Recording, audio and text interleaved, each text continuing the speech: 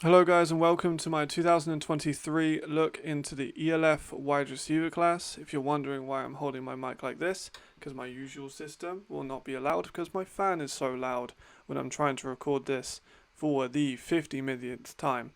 However, if you do not know who I am, my name is Matt Bressington. I've been scouting American football since I was 18 years old at various levels. I got my start with Europe's Elite, reporting on under 19 American football. I've then gone on to have my work put into AFI and on the ELF website. I have my own grading system, which I've developed with the help of an NFL scout. And today, that's what I've used to sort these players into tiers. There's about 130 odd players, so this is going to take a long time. I am a native English speaker, so if I do mispronounce any of these names, I do apologize. It's obviously not meant to be malicious, just not meant, I'm not familiar with the language, although if people want to message me in criticism of that, or if they want to message me in criticism as my picks, that is welcomed. I think anyone should be able to hold up and explain themselves. So yeah, let's just get straight into it with tier 1, and I shall explain more after the cut.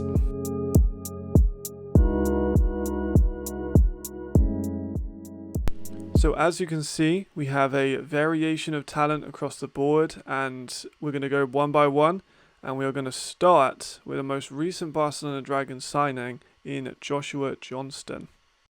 As you can probably tell, this tier 1 list is kind of built up of those, number 1 receiver in an offense kind of players, the players that you need to have to move those chains in the first downs. The deep threat, the slot receivers, the guys, basically. You only get 2 Americans on offense, and everyone in the league has a North American, because Chris Strong, QB. So a lot of the teams have American wide receivers, and a lot of them make up this first tier. Anyway, back to Josh. So he's a former wide receiver who attended the Colorado School of Mines University. He was 3-time All-Colorado. Finished with 54 games in his career, 190 catches, 2,939 yards, and 40 touchdowns.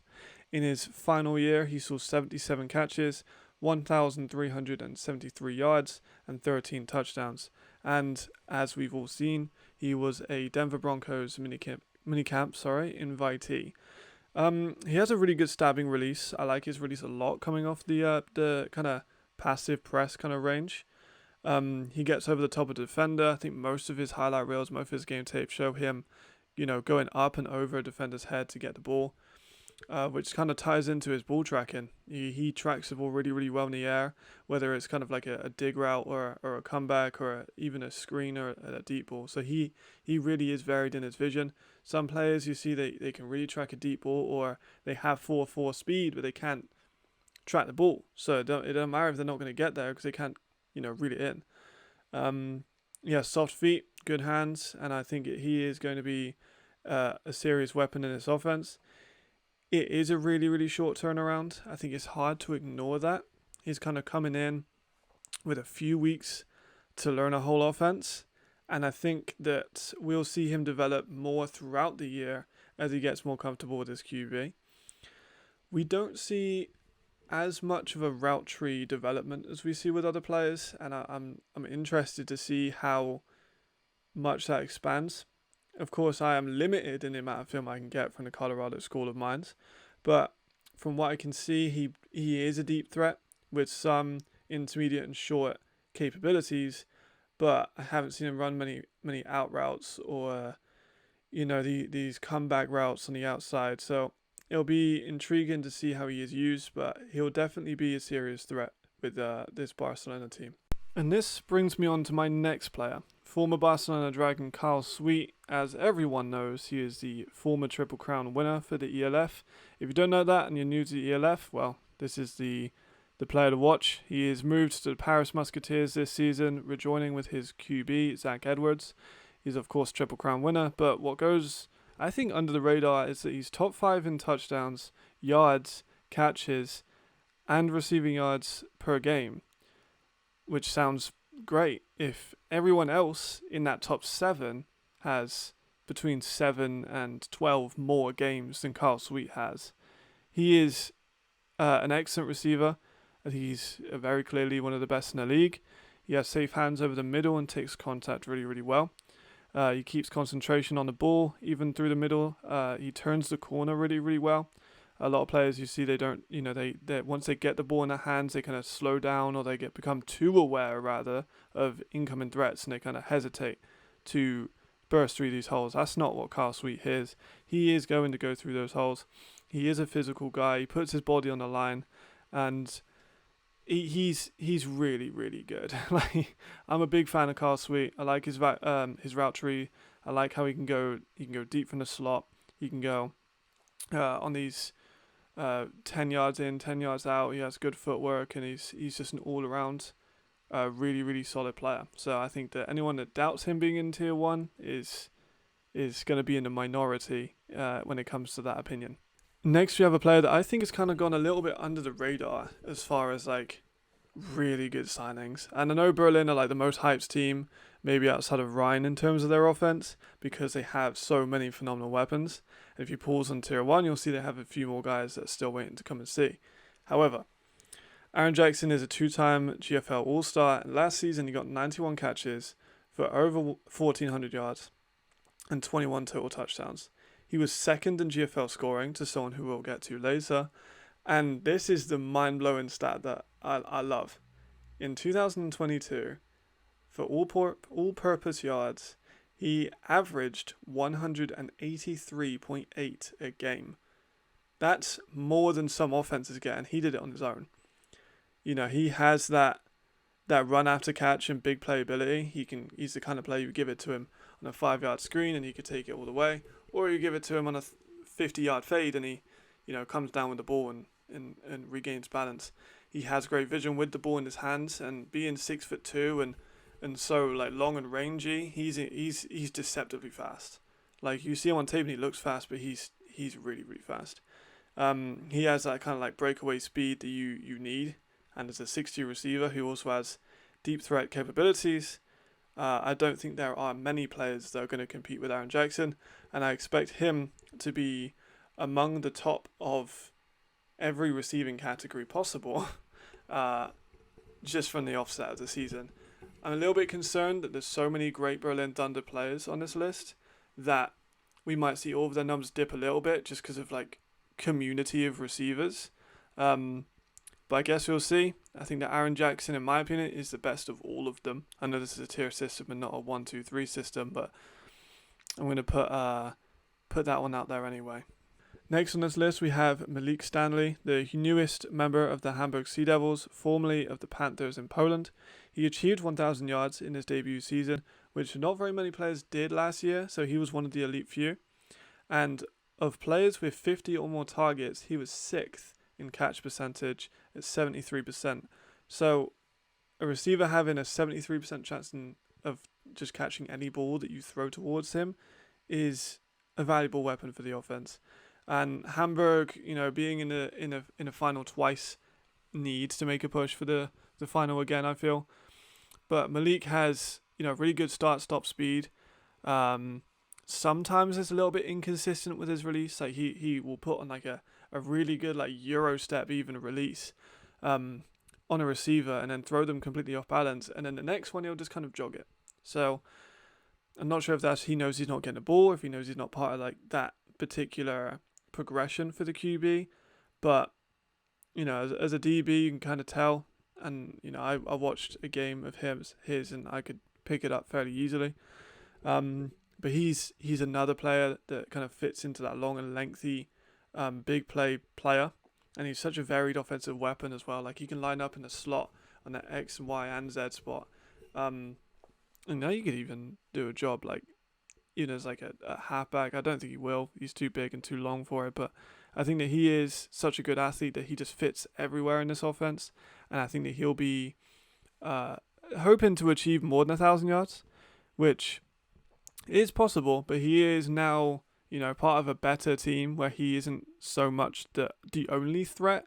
Not that he was the only threat on the Panthers last season, but he was long and away the leading receiver in that team.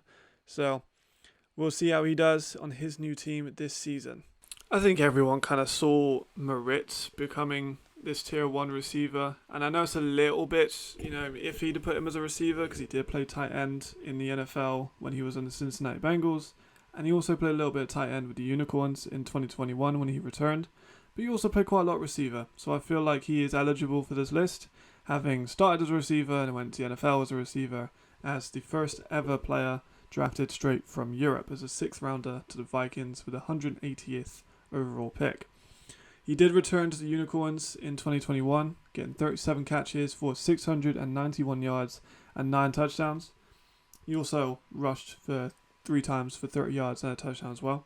He is a top 1% athlete. He had a 39-inch vertical jump, a 4.4 speed with damn near an 11-foot broad jump, and a 4.09 shuttle. And he was also 6'4.5". So he is, he's a big guy. He's a former tight end, so he's got a lot of muscle on him. He has that positional flexibility. He has the NFL experience, which is, irreplaceable. And he has effect on the run and pass, because he is a very good blocker. He's going to have been to stick around. He was there for a few years in the NFL with the Vikings and Bengals. Obviously the numbers I read out with his athleticism was a few years ago, and he is now returning to a more competitive league than the GFL. So we'll be seeing how he does. I have no doubt he'll be great. But we might, take a few weeks to see him in. A lot of defense is going to be key in on him. They're going to be trying to stop Moritz. So I think that it's kind of natural that he suffers a bit at the start, and then offense opens up. He gets to be moved around a little bit more, and he can be a serious red zone threat. I think that's where he's going to be finding a lot of scores this season in the red zone with his size and his height and his athletic ability. I don't think there really is a DB that can stop him in the red zone. And we've all heard how good Moritz is as an athlete, so I don't need to go too much on about that.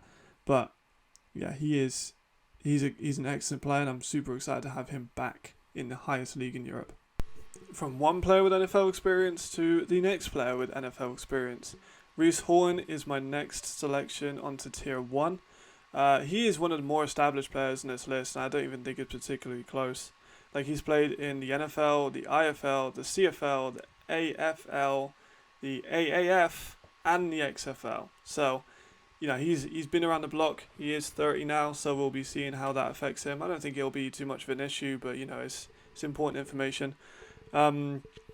Last season, he was also on the Galaxy. He played in 8 games, got 683 yards with 11 touchdowns on 39 catches. He actually, for 11 touchdowns in that short of a space, when his previous career high in some of his leagues was 1. I believe he got 1 in the XFL and 1 in the AAF, I believe.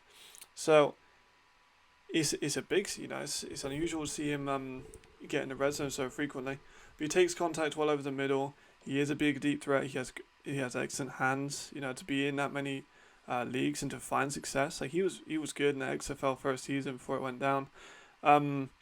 You have to be a reliable threat, and he's reliable inside. He's reliable outside. He's reliable in the middle, and I just don't think it's particularly questionable that he is in this tier. He might regress at 30, as I mentioned before, but again, I don't really think that's going to be a problem.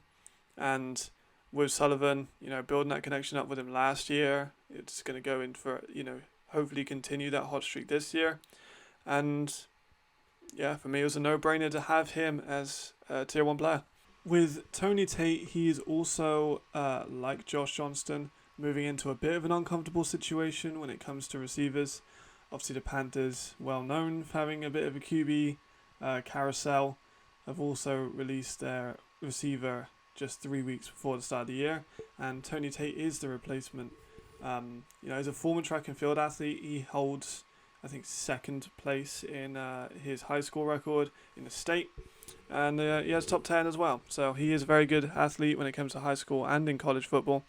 He is a 3-dimensional athlete. He is about 5'9", 180, but he's a receiver. He's a running back. He's a kick returner, and I expect him to be everywhere on this offense. But mostly as a receiver, but I expect him to be featured prominently all over the place.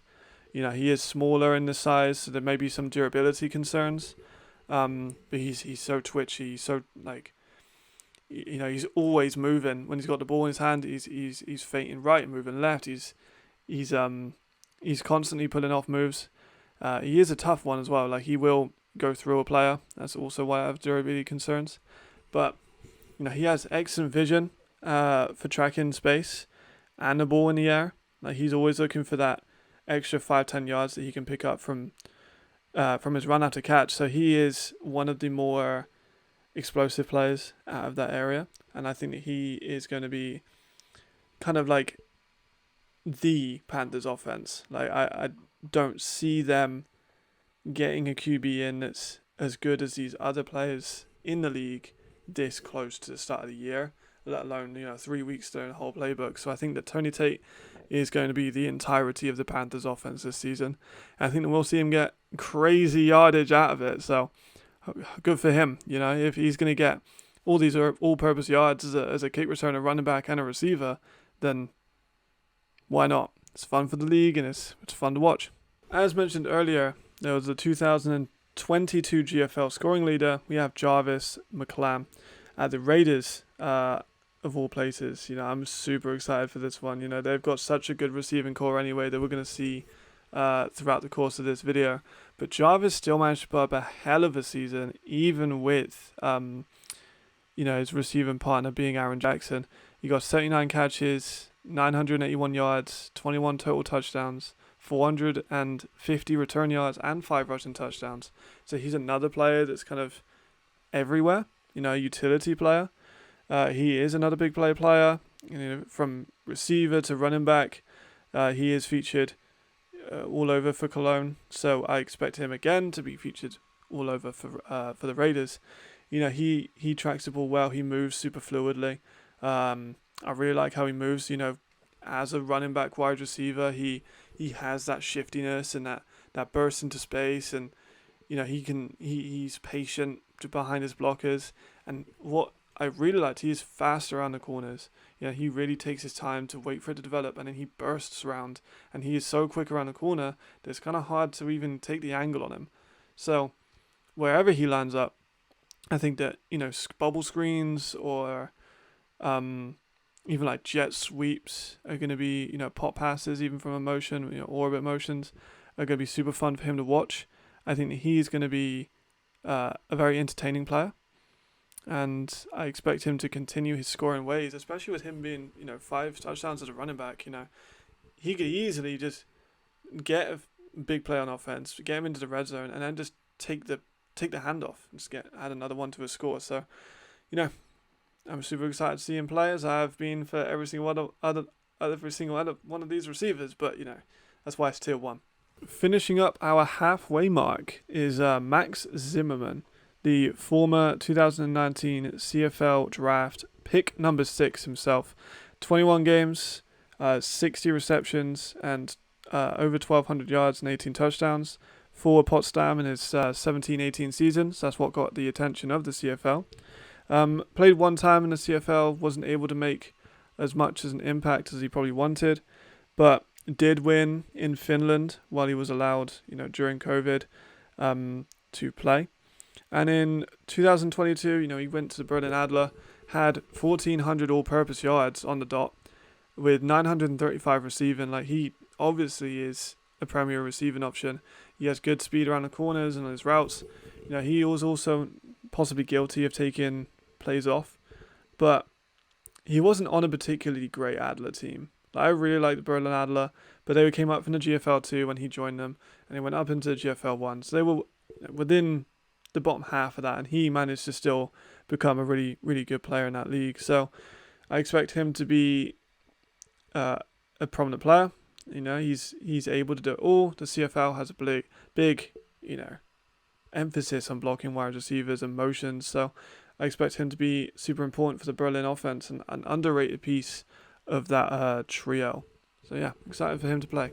Next up, we have Jean Constant, the newest member of the Milano Seamen, formerly of the Barcelona Dragons and the Hamburg Sea Devils. It's pretty well known at this point that he is the ELF all-time receiving yards leader. He's also second most in targets, 5th all time for touchdowns, and top 5 in receiving yards per game. He's also a former Offensive Player of the Year nominee for his first year in Barcelona and is an ELF All-Star. He is on his third team in 3 years. I don't think that's a problem, really. It's just more experience for Milan. He has championship experience. He's tough and he fights for every yard as well. His cuts are super sharp and really, really fluid. He has that rack ability as well that Milan's like in their receivers from my research. And he is very similar to a player we'll get to in a minute, formerly of Milan. And he just has that ability to take the ball 5 yards and take it 50. But you can also go deep. He is a very versatile ability player. He plays fast as well. Like every movement is super, twitchy and fast and aggressive. And he will put himself out there to get the ball.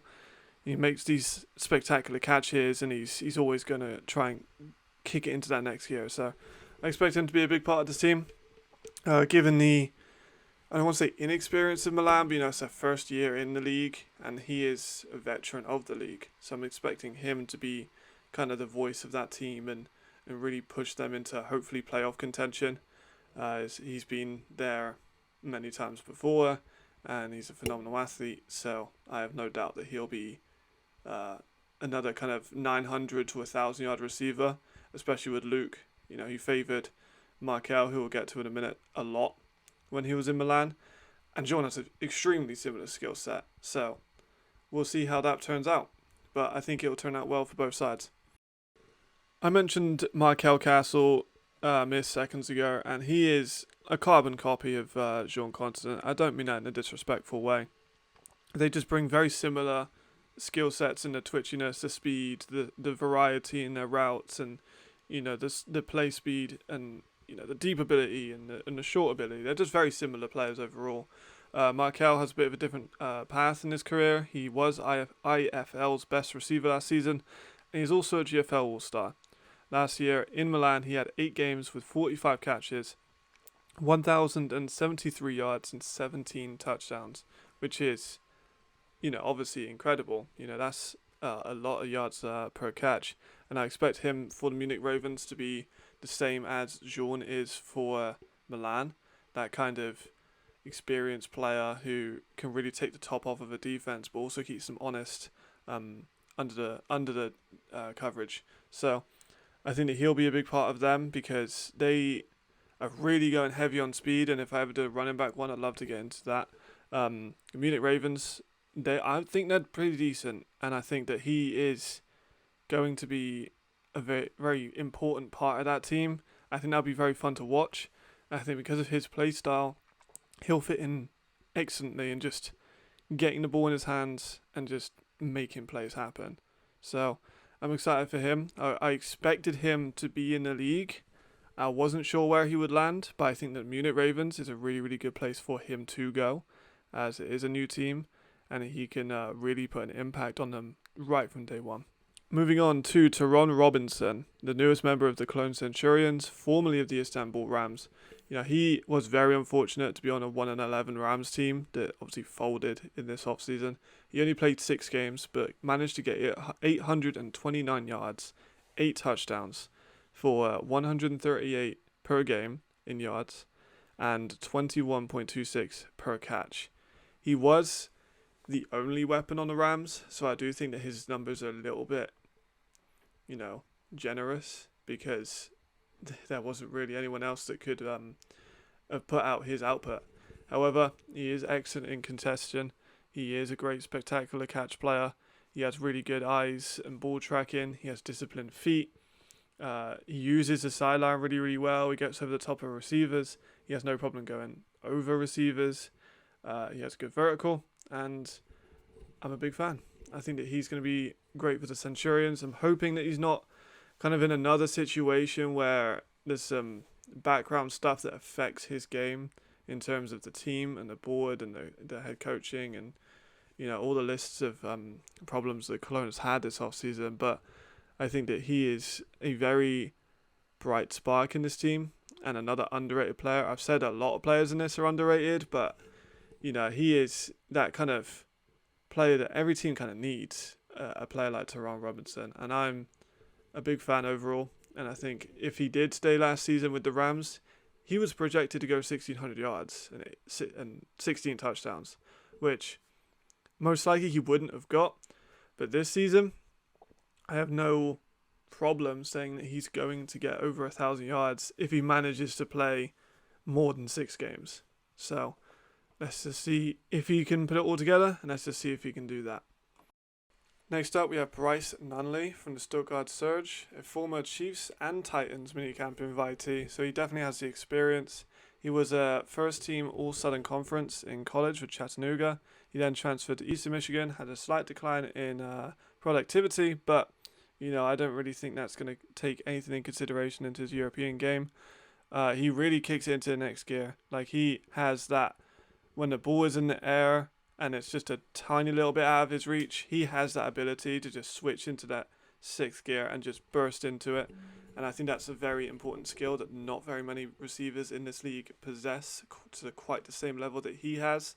He's a very speedy playmaker, and I really like his balance. Like, he can take the ball from a DB, and then even with the DB draped on him, he can maintain control of himself in the center of gravity, put his hand in the dirt, and carry on the run.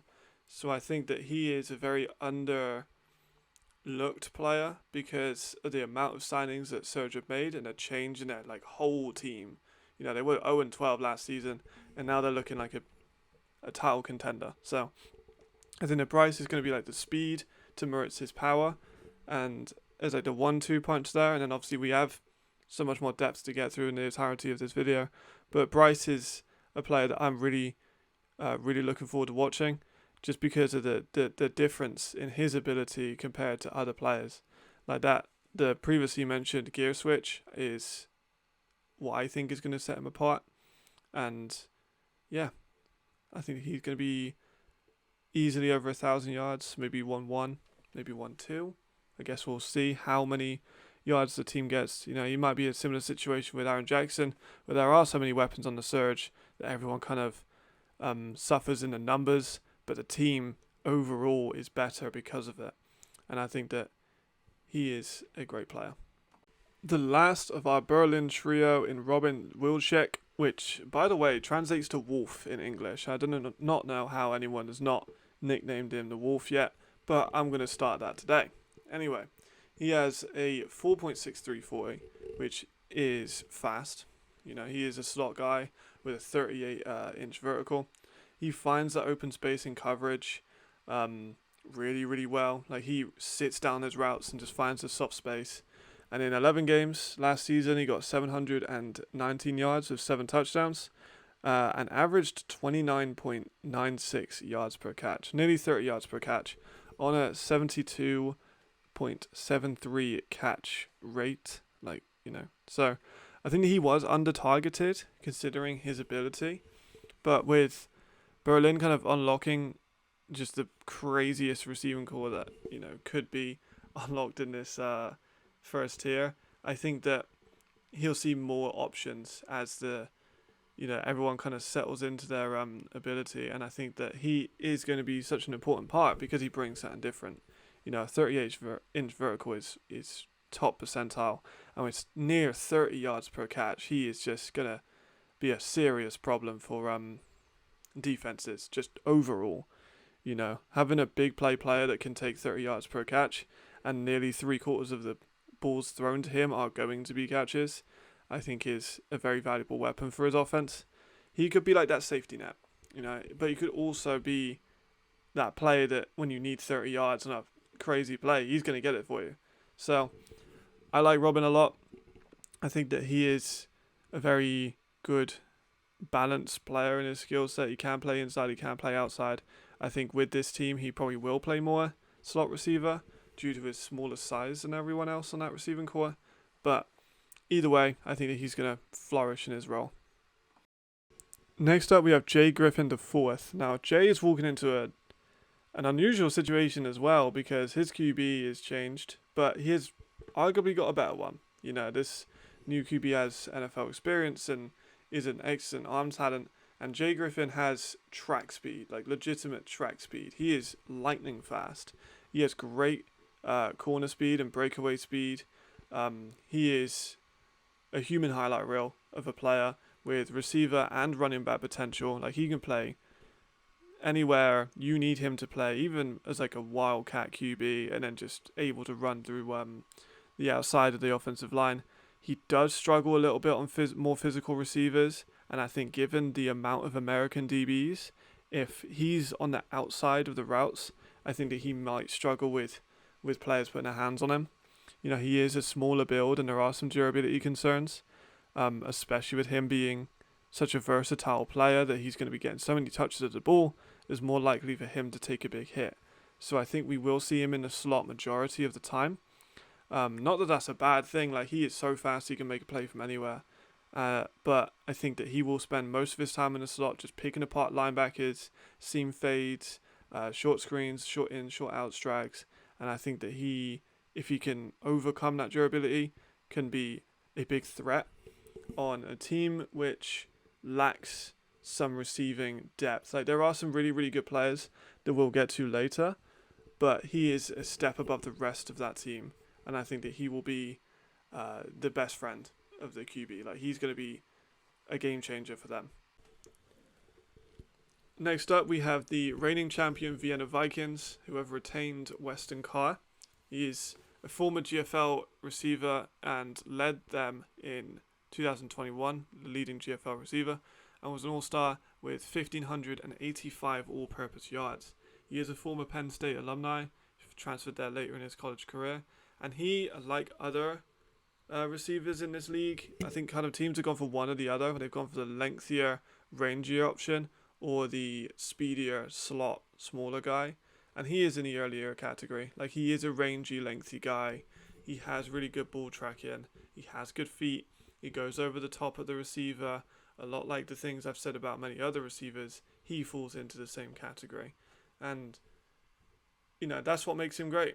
I think that he'll be, you know, he won't lose a step. He'll come in. He'll get around 800 to 1,100 yards and be a big part of Vienna Vikings trying to recreate that season last season.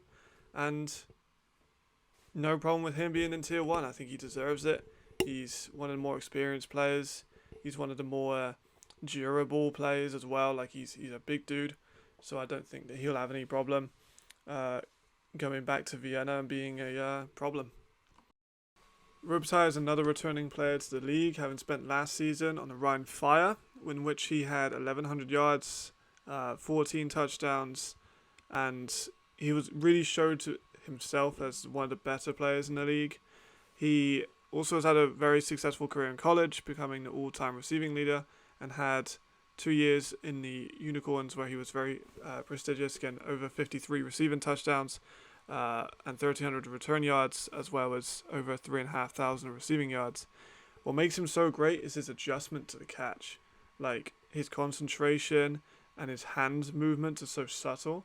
So when there's a DB on him and they're looking at his hands to try and see the tells of when the ball's coming up, he does such a great job of just being incredibly nuanced with his technique. Like, he does not give away that he's going for the ball, and when he does make a decision to go up and over, more than likely he's coming down with it. Like, he has such good hands.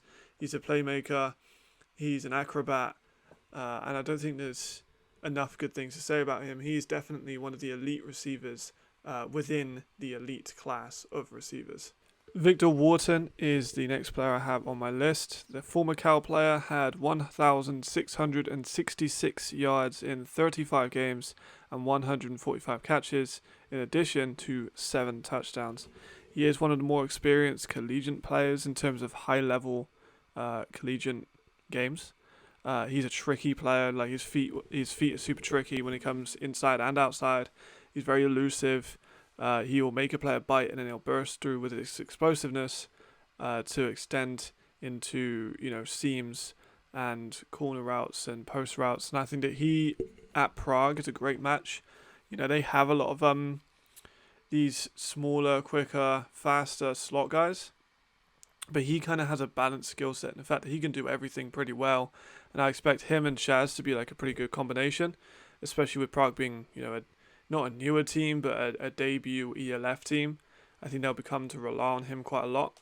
I have some doubts on how often they're going to be able to get him the ball with some of their O-line concerns. We'll see if by the time this video comes out they've addressed that.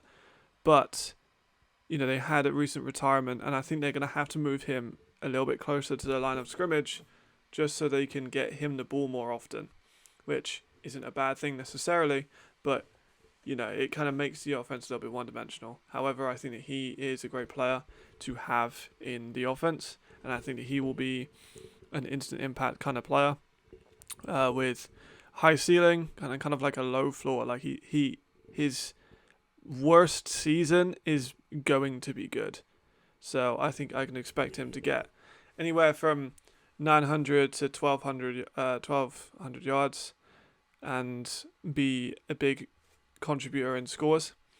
He wasn't a particularly high-scoring player, but I think with his balanced skill set, he'll be a big red zone threat, as he can come inside and he can come outside, and he can even probably play, tight on the line or as like a jump ball guy. So I expect Victor to be a huge part of Prague.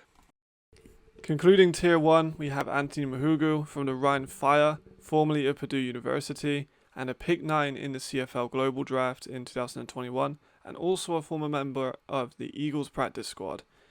I said earlier about big body receivers being, one option in this league in terms of how people have chosen their players, and he is one of the biggest of the lot. He's 6'3", 210 pounds. He's incredibly long. Like, he's got such a long stride. His limbs are long. He's got great catch radius and reach.